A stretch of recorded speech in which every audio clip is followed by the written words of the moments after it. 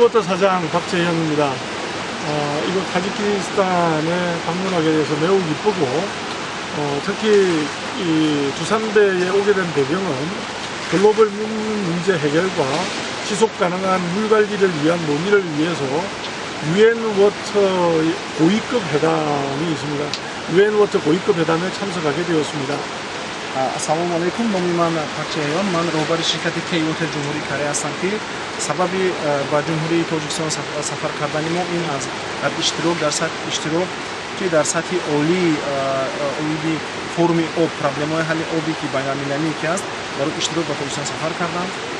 이곳 유rek댐을 보고 느낀 것은 댐의 규모가 매우 크고 특히 물이 맑아서 인상적입니다. 유rek댐이 타지키스탄 전력 생산에 매우 큰 비중을 차지하고 또 전력 수출까지 하고 있다는 점에서 매우 감명을 받았습니다.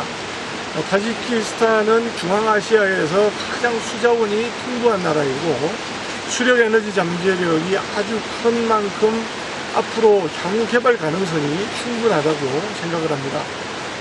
저희 K-워터도 타지키스탄과 수자원 및 에너지 분야에 대한 기술 교류 등 협력을 더욱더 확대해 나갔으면 좋겠습니다.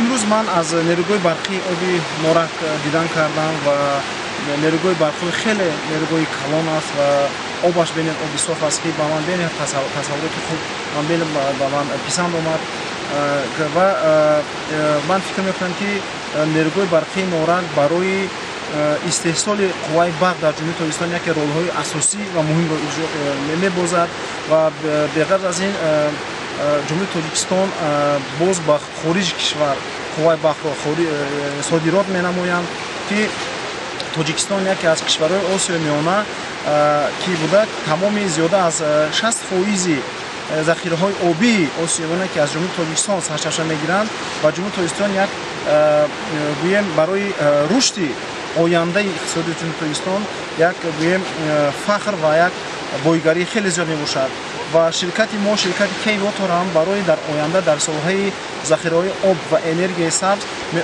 мехоҳем ки ҳамкории худро дар соҳаи технологияи нав ва рушди муносибатҳо дар ин соҳа мехоҳем ки ҳамкоримонро ба роҳ монем.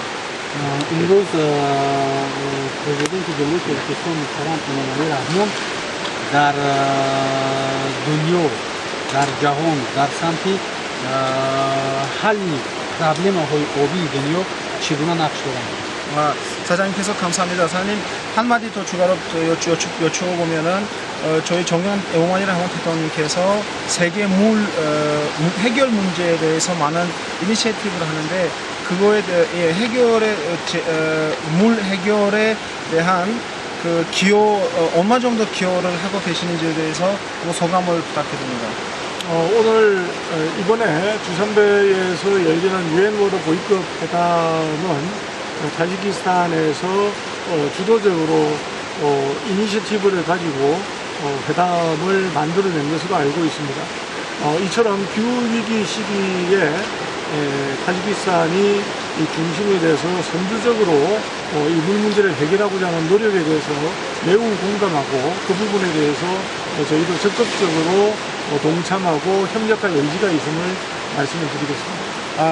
ташаккури зиёд чихлек медонед ки дар сатҳи олие ки аз бо ташаббуси ҳукумати ҷумҳурии Тоҷикистон бо ташаббуси президенти ҷумҳурии Тоҷикистон муҳтарам Эмомалӣ Раҳмон ки рӯзҳои наздик дар шаҳри Душанбе як ҷаласаи калони дар якҷоягӣ бо Созмони Милали Муттаҳид ки дар ҷумҳурии Тоҷикистон гузашта мегузарад барои ҳалли мушкилиҳои об дар ҷаҳон ва ҳалли мушкилиҳое ки дар мушкилиҳои ҳифзи муҳити зист ки дар дунё ба вуҷуд омада истодаст.